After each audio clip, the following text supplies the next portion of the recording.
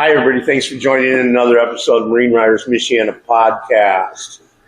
Today, we're doing a podcast up at Friendly's Bar and Grill up in Jones, Michigan. Our president of our club, his sister owns this place, so if you guys are ever up in Jones or Southwest Michigan, stop on in here. They got really good chow, good drinks, great people. Today, we're joined with Tommy. Tommy, I met him up here, and he is a United States Marine, once a Marine, always a Marine. He was in Vietnam during that conflict, and we're going to get to know him a little bit today. Also, both of us work at Menards in different locations, which is kind of a cool, similarity. But Tommy, it's nice to meet you. It is my pleasure. Yes, sir. Cross trails. So yeah, man. So let's get into this a little bit. Tell me a little bit about where were you born? Born in Cleveland, Ohio. Okay. West Side. Dad was a mechanic. Owned his own shop. When I got into my teens, he and a partner had a transmission. They specialized in automatic transmissions, and so I was raised in the Wrenches environment. And moved out of the big city just about sixth grade. I was part of that great migration to the suburbs, and we lived in a not anymore agricultural community. About like this would be in about another 15 years. This neighborhood right here as it starts to grow up. So you moved to the suburbs. You have brothers and sisters? Got brothers and sisters. I had two sisters. One lives close by here. The other one's in Cleveland. My brother was a late life child for my parents. Him and I, when I pulled the pin on what I had been doing in Chicago and decided to invest up here and buy a business locally here in Michigan, he came in. Big difference. I was in the Marine Corps a year and a half, and he was still running around the front yard in a diaper with no shoes on. Okay. Yeah. That young. So you had a brother that was 15, 20 years younger? 15 years younger? Yes. So we worked at this business here. We were at it about a year and a half, and he was out setting the tank with a crane and arced over on a high tension line and killed him. And so we had to operate. The wife run up front, and I took care of out back, and had one guy that was with me full time the whole time I was operating the business. And we made septic tanks and supplied stormwater products. And basically, that's kind of what I do over the plumbing, whatever section that side. If you're going to glue it or screw it, come see Tom. Come see Tommy, huh? Right on. So let's get back. So you went to school in Cleveland, suburbs of Cleveland? Nice schools, excellent schools. Walked to elementary school. I could have taken the bus to the junior high, but it was half a mile as the crow flies. And so we trooped and stomped, and the city made us, everybody put in sidewalks out there. So before you know it, you're not running down the side of the road, and that's when they cut the buses back, and that half mile, you were a walker now. Yeah. So I went to a little school, Pleasant Valley Junior High there in Parma. And in Parma, Ohio? Parma, Ohio, yeah. Okay. And they had opened a new high school, and I think the flag, the original flag is at the Smithsonian, if I'm not mistaken. Really? For some reason, it was a really upscale, high-end. We had it all going on, and the high school was Valley Forge, and their wall of people that had been lost in Vietnam, who had died in Vietnam, was considerable. That was there were probably, I can't say for sure, but I got to say about 13 names on the wall down there on the plaque. From that high school? From that high school alone. So. Did you play any sports when you were in school? I was a roller skater. You were a roller skater. That's cool. Skater and an ice skater. And we did not have ice, but I did intramural ice hockey.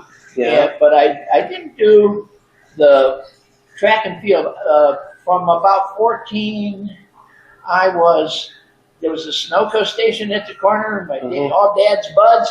I was in there. I'm pumping gas. I'm bagging ice. He's got an ice machine on the corner. Yeah. Could not believe how much ice you could sell in the dead of winter. Yeah. I bet you could do it, Tommy. I bet you could do it. I go in, I fill up 15, 20 bags in the morning. I get out of school. On the way home, I fill up another 15 bags and take them in there. And the amount of ice that went out of that machine, I says, you need about 20 of these doggone things. Yeah. Yeah, It's right. working, just bag ice. Right. So then you told me, what, did you drop out of school at 14? Not at 14. I was in senior. I was a senior. Oh, you were a senior in high school. I just I was drifting in the classroom, and the teacher kind of got it on my case, and I said enough, and I just got up, grabbed a book, walked out. My buddy Pat was in the principal's office. If I'm walking by, I said, "Come on, let's go." We've been talking about it's been kicked around. So you've been talking about going to this service? We had brought it up in casual conversation, and now we're from the generation that about everybody's dad was in WW2, and they were all about 42 years old by then, at that period of time, So away we went on my Honda 305 Dream, but it was snowing and slushy. Wait a minute, back up. Okay. You had a Honda 305 Dream motorcycle, folks. Yeah. Do you know what year that was? It was a 65. I paid 65. I don't know. I paid $600 for it. It was damn near new. I bought it from the Honda dealer. These were beautiful bikes. They were a soft ride, and all the little all the little high school girls. No, the Shriners. Oh, the Shriners. I like to dress them up. You could dress them up real good, and I wouldn't mind finding one now for a Sunday cruiser. But, boy, you're not kidding. You're not kidding. It just fit me. Yeah. I'm short-legged, and that thing was just a comfortable bike. Had a big gas tank. You went forever on the gas tank. Yeah. And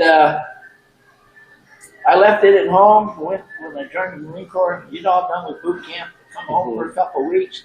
Bingo. Now I'm down in Memphis, Tennessee, going to A school. So let's back up a little bit. So you drop out of high school your senior year. Yep. Now, the draft was, what year is this? Is this 65? 65. This is 65. Tail end of 65. Tail end of 65. So the draft's going on, right? I think it's going on by then. But we were still so young, we weren't in that window of we should be paying attention to that part of it. So you were saying something about you and your buddy have been talking about joining the Marine Corps or the military? Just joining the service. We were heading for the Navy. Yeah. Navy, my dad was Navy. His dad was Navy, I believe, and if I recall. And Navy was kind of the way to go. And but it was just snowing, and it was ugly out, and the closest recruiter was the Marine Corps. You said it was too far to walk to get to the Navy recruiter? It was like half the distance or something, and a sloppy, miserable day. Yeah. Oh. So what's the big difference, huh? Just go join the Marine Corps. Just this is the cool part now. Yeah. Pat's having a little issue. His mom had remarried. Pat wasn't rubbing up tight with the new stepdad. Mm-hmm. And when we called my dad first, and he had not left to go to the shop on the east side. Uh-huh. And he called Pat's mom and said, "Hey, there's a family meeting up in the Marine Corps. Wait, what do you want to do? They want to sign up." Yeah. Probably not a bad idea for these two. And so Dad signed us both up. Your dad signed both of you and your buddy up to join the Marine Corps at 65. Yeah. Okay. So were you on delayed entry, or just till after Christmas.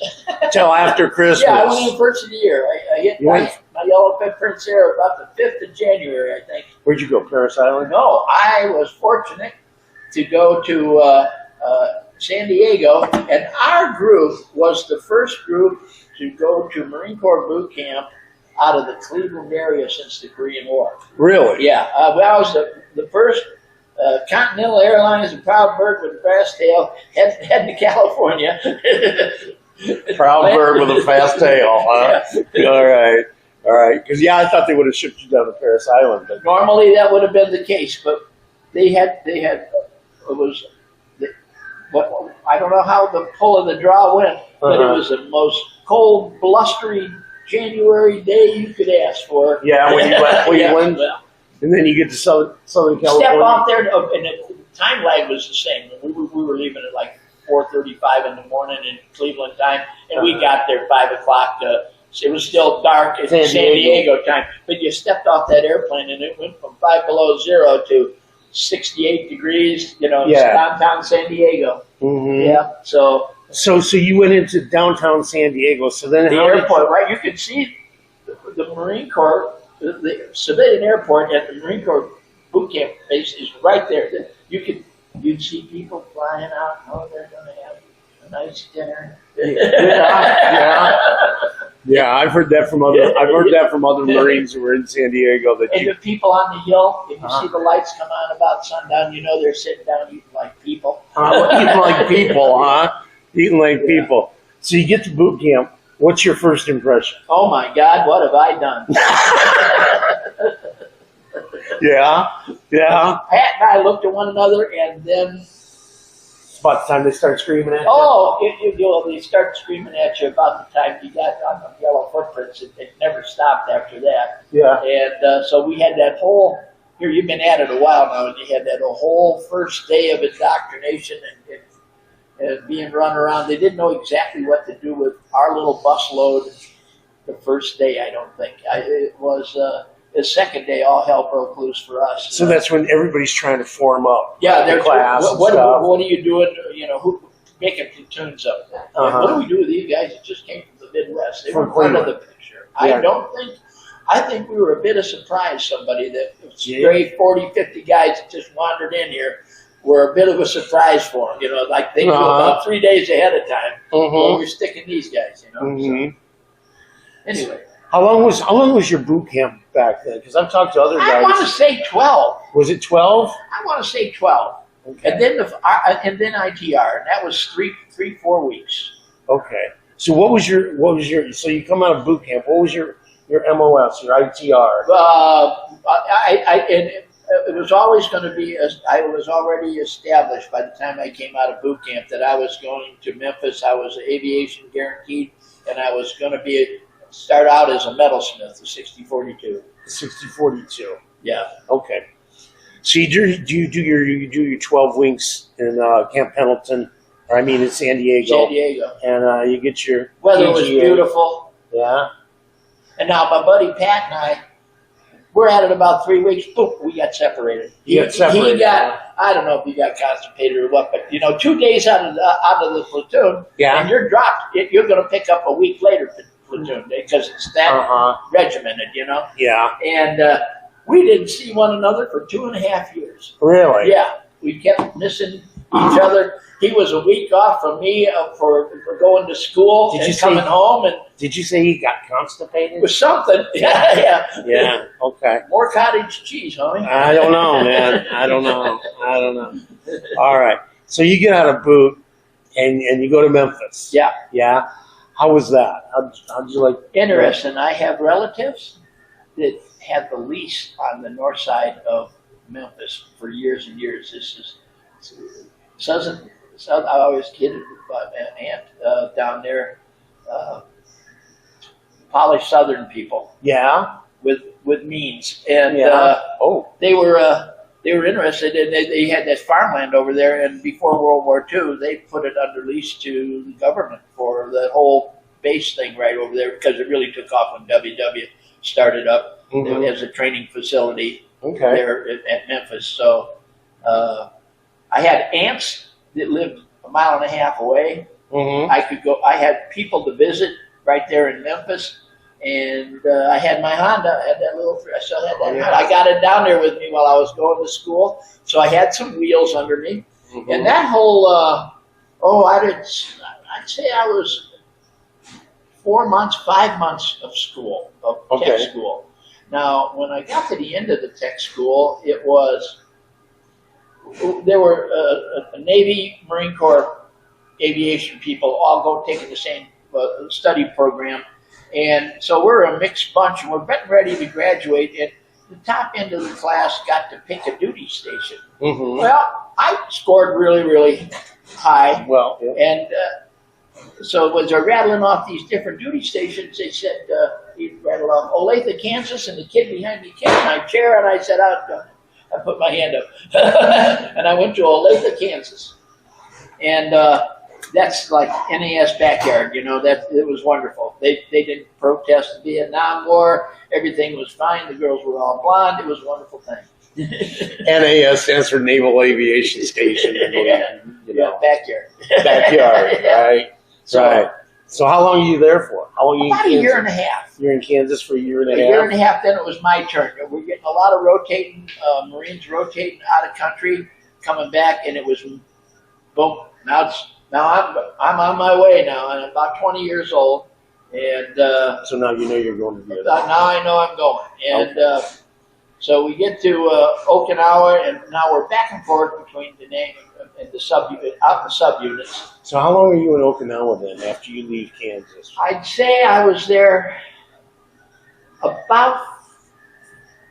Oh, I was there a full year. I'll give it a whole year. Yeah, That's you were where in that's where my bunk and my rack was at. My backpack and everything else traveled Was with in me Okinawa? when I went to these different subunits and stuff. So Mm-hmm. I did a full year there. That was a great duty station. Yeah. And we had great facilities Mm-hmm. to work on the aircraft, and we could do things at our level that normally you'd have given it back. You'd have given the C-130 back to Lockheed to fix, but Is that we right? were doing them there on site. Somebody leaned on the brakes on one Da Nang, July somewhere, and he took that SATS matting and rolled it up underneath the airplane, ripped the whole belly off, and they left it with us to fix, and it was really, in theory, out of our league to go to that level of. What's SATS matting?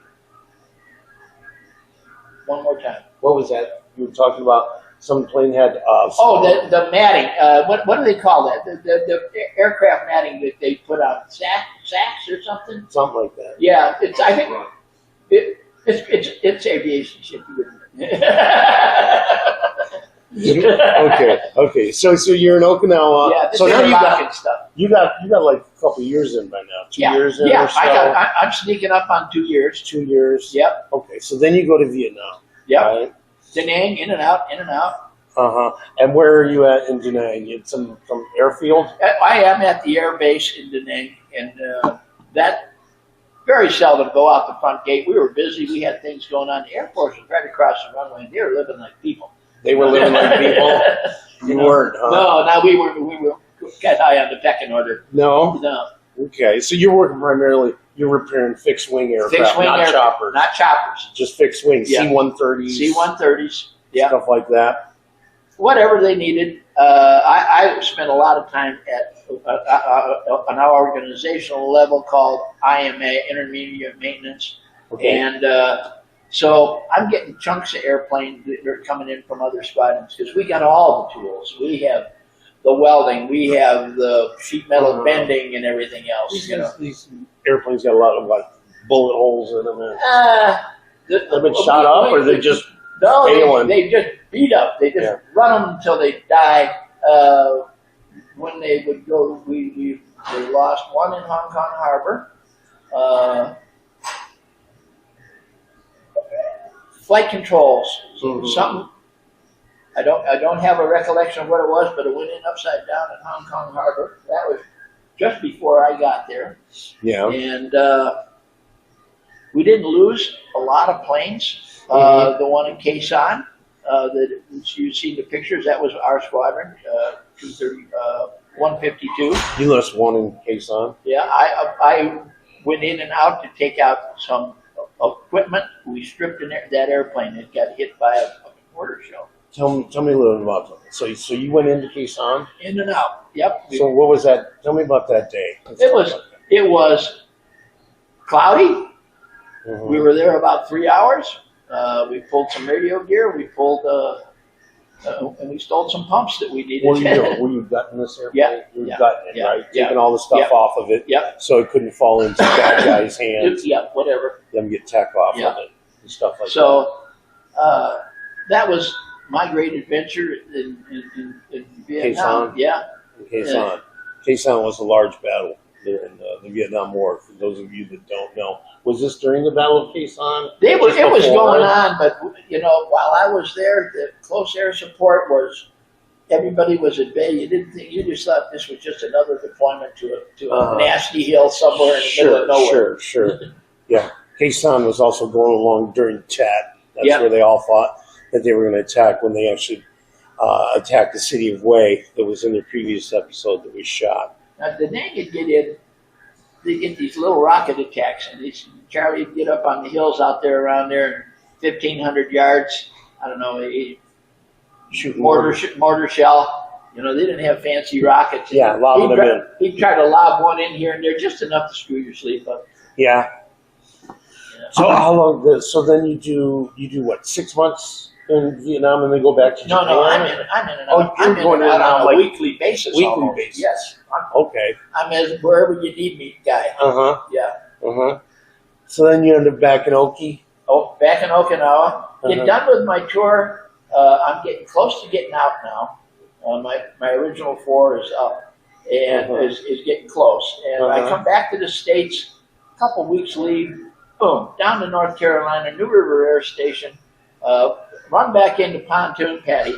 That's his nickname now. Local color. He lives not far away. Yeah. Pontoon Patty, huh? All right. Well, I'm Shit Tank Tommy, so. Yeah, We all got Shit Tank Tommy. I own the septic tank business. Oh, that's why you're Shit Tank Tommy. That's great, man. So then, so you come back, you go down to North Carolina. And I have about 6 months to go on my enlistment. On your I had initial extended. I recall I extended. I didn't want to come back from overseas and just get dumped on the street. I wanted the time to a little bit to acclimate, see where am I going, what am I doing, how's with the family and everything else. So I get out. I wind up I go back to Cleveland. I'm home for 2 weeks. I really like Kansas City.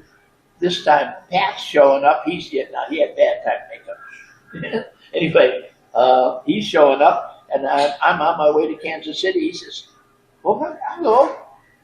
Throw your shit in the car. And away we went to Kansas City, and I worked for structural steel, bridge builders, and I was working with someone from the unemployment office. I come in, I registered with the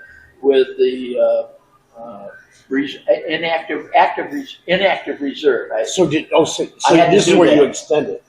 No, I extended before. Okay. When I came back over, and then I did my time that 6 months. Spring, here comes summer. Bing, I got this job with the bridge builders. I give them about 4 or 5 months, and something popped, and I wound up getting an opportunity to interview for a position in Chicago with. And I'm looking. I have a fella in Kansas City's unemployment office that's looking for me. He's sending me out on interviews. Okay. And I come back and tell him, well, what do you think? And he says, I got this apprentice program in Chicago. Coincidence. The apprentice program, the plant that I went to with Illinois Tool Works happened to be about 6 blocks away from where my grandmother, widower, lived. Bing, it was a done deal, but I was off and going. But I had applied for the FAA for air traffic control. Okay. And I get to start the apprentice program. I'm into it about a month. Here This comes is the a letter apprenticeship program for machine tool and die. Tool and die. But I'm an instrument builder by trade and tool maker. Okay. So specializing in the gear industry. Okay. Are you in the reserves now? I'm not yet. I'm inactive. Inactive reserves. Inactive reserves. Just that little window. I went through that. Yeah. That little window right there, and they're keeping track of me. I get to Chicago. I'm there about 5 months, 6 months. Now my year isn't up yet, and I think there was a 1 year time period to be in the inactive reserve to hold on to your time and grade and everything else for promotion. I knock on the door 5, 6 o'clock at night. There's 2 guys in dress greens, an officer, enlisted man. They were from my squadron over out of Okinawa. I knew them. They said, we're getting C-130s in a year and a half. Well, they lied. It was 2.5. I was on. Sign me up. I'm ready to go. Glenview was a 25-minute drive for me at the time. When I finally bought another home further north, it was only like 10 minutes away. Where'd you live in Chicago? 2200 North Springfield, Pulaski, and Fullerton, Fang. All right, and then I was in Saguenash Edgebrook at Peterson and Cicero, Keating, 5900 North Keating. right on the edge of Lincolnwood over there. Mm-hmm. So once I could drop on the Edens and go like 3 exits and get off on Lake Street. I couldn't remember the name of that street the other night. On Lake Street, and you're at Glenview. Today, that whole air base naval station is all civilian now. Yeah. It's condominiums and 3 flats and whatever, you know. It's money. It costs a lot of money to live there. It's a lot of money. You still can't keep an airplane, but Right.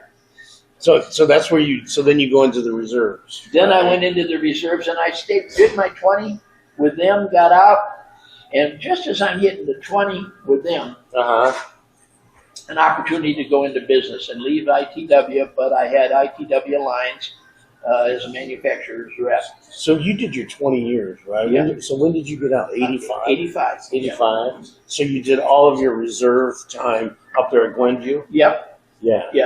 Now, a lot of interesting things were going on with how the Marine Corps was treating the reserve program. Not being privy to the great Oz and the wizard of thinking, they were starting to use the reserves to go on deployments. It wasn't just summer camp or whatever, the 2-week deployment, but they were using us on NATO exercises and infusing us with the regular Marine Corps on a very regular basis. And they chose our particular squadron was the only reserve squadron the Marine Corps had with C-130 air-to-air refuel capability. Really? Yeah, that was us. We were air-to-air refuel is what our mission was. Mm-hmm. And you never got reactivated or anything like that. Never got reactivated. Now, had I not I retired literally weeks before Saddam Hussein and all his buddies started the war in Iraq. All right, and so I was out. I had an opportunity to go into business for myself, and I was sitting on the fence. So, no, don't fuck this up, Tom. That's right. Don't worry about it. We'll be all right. You know, this. What'd you? So when you retired in '85, what was your rank? Master Sergeant. You was Master Sergeant. Yeah. Nice. That's solid. They call me Zebra Sleeve. Yeah. Yeah, you were Zebra Sleeve. Yeah. Oh boy, did take Tommy. And I found a jacket. I want to dust it off a little bit. Pants won't fit. So okay, so you do 20, you do it in the reserves up there at Glenwood, and then do you have any? You get out of that, and then what'd you do? You start your own business? I had an opportunity. I was being approached to be a manufacturer's rep by a couple of the heavy hitters in the gear industry. This is still in Chicago, right? This is still Chicago. They're out of Detroit. They're out of Switzerland. They're a variety of products and stuff. And my division of Illinois Toolworks was going to be moving to Minnesota. Okay. That little Polish lady of mine was not going to be going to Minnesota.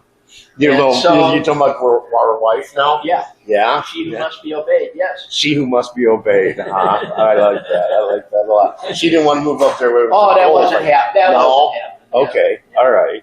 Yeah, the land of 1,000 lakes and 6 fish. Yeah. Yeah. Not me. That's great, man. So anyhow, but that business opportunity came around, and I put all the peripheral stuff. I had the deburring line, and I had arbor line, and I had gauges, and I had the tools and machines, the instruments for checking, and some fine pitch gear cutting machines. And I did 10, 12 years. Changed that. It was time to settle down. The wife was going to have a little late life child. Yeah. So my son is about 15, sneaking up on 16, and the wife says, "We're going to have a baby." And she's at the house right now. In fact, she just put my bedroom together and bathroom, and we're hanging pictures, and I found all kind of stuff that you got me motivated to go digging. So, okay. Anyhow, that's and I've been here since '95 full time. You moved to Southwest Michigan. Yeah. In '95. Yeah, full time. And then, but I built a place about '85. I started building out here. The house as a summer home getaway, and it just kind of came along, and boom. Now we got a little thing about capital gains that you got to worry about. So the house in Chicago got pretty salty when I unloaded it. I was going to have to pay through the nose, so I had to buy a house of equivalent value here. So I bought the house 2 doors down from me. Yeah. And subsequent, when the kids all grew up and went away, we sold that, moved back into the original house that I built 2 doors away. And it's a nice little 3-bedroom little basement walkout on the same channel. Nothing changed except the tax. Nice. How many kids do you have, Tommy? 2. I have a son. He was Navy. And smart man. Oh yeah. Anyway, he got out in 4 years. He came home, went to work at Dock Foundry. A year or so of that, he signs up for night school, and they find out he was a nuke in the Navy, and they find out he has very high-level math skills, and boom, open the door, and away he goes to U of M, and he does a 4-year degree in 3 years, and he works for the Bureau of Standards now as the operating engineer for a nuclear reactor. He's a nuke tech in the Navy. Yeah. And those are some smart dudes. It's one of the hardest rates to get. It is. You know, you don't find in the reactor world of making steam and making electricity, you don't find a lot of Air Force dudes and Army dudes, but you find a lot of Navy dudes. Yeah. They make steam to make their shit go. The rest of them make things blow up. So you got 2 boys? No, and I have the daughter. And the girl, right? And she was a late in life child, and she's like 30 years old, and she has her own business in Chicago, and she is in theater. She's been on Chicago Fire and oh, really? And a bunch of shit. Yeah, that's cool. Yeah, that's cool. You got any grandkids? Yeah. On the son has 2, a boy and a girl, and Patrick is just about to hit school, and his sister is about 3rd grade now. So 3rd grade, I think. Yeah. Good for that. Astrid. Yeah. Well, it sounds like you've lived a rich, full life. It's been an interesting work career at ITW, parallel with, there were funny little things that happened because I was with the reserves and because of the contracts that ITW had. We had a towed array contract with hull penetration for the fast attack boats. And I was involved in that for 3 years before I went into business for myself and got to travel all over the world, right around in the dark on submarines. And with the towed array, and that was an interesting part of my work career right there. Back up for a minute. What you were on subs? Yeah. Really? Not as a Marine. No, I got you. But contractor? I could, as a contractor, but I could step out and not miss reserves. And while I was on the boat, if I'm not mistaken, I was getting points like I was doing a drill weekend. Oh, okay. It's something to do with government contracts. Yeah, that makes sense. I mean, you're doing government work. Yeah, it's something to do with government contracts, and that worked out really well. I enjoyed that. I'm in Scotland 1 week, and then I'm there for 2 weeks, and then bingo, I'm home to Chicago. Oh, hey, you got to go to Seattle. Okay, Bremerton. Boom. Okay, and now you're back home. You know, Hawaii. Bremerton, Washington. Yeah. That's what you're talking about? Yeah, there's a big sub base up there. Yeah. So, and I got to go on for a shakedown cruise in the Ohio, the big boomer. And what is the Ohio? it was a nuclear missile boat. A sub? Sub. Big. Nuclear big, sub. Big. Just a nuke big. sub. Lots of tubes. Lots of tubes. Sherwood Forest. Nice. Lots of tubes. Nice. That's definitely some interesting stuff. You know, even though, I mean, you're reserve status, but you're going on nuclear subs and stuff. Crying out loud, you know. Yep, it was cool. ITW was great about what I had to. Whenever I had to play Marine Corps, it was no big deal. I was a suit. I was a tie anyway. Nobody missed me. Yeah. Well, that's everything awesome, run along smooth while I was gone. It's a pleasure. Yeah. It's nice, man. That's nice. Yeah, it sounds like you've had a heck of a life, man. Now moving up here, it's been an interesting change of lifestyle. You know, you don't go up to the corner to the laundromat or anything. Everything is 7 to 8, 10 miles round trip around here. No, it's not like Chicago around here, is it, Tommy?